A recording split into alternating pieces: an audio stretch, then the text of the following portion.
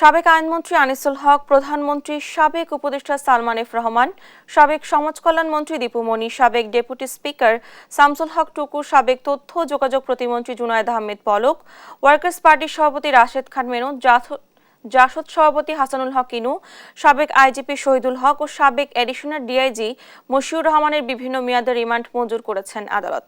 মঙ্গলবার সকালে chief metropolitan magistrate Shahin Reza শুনানি শেষে তাদের রিমান্ডের আদেশ দেন।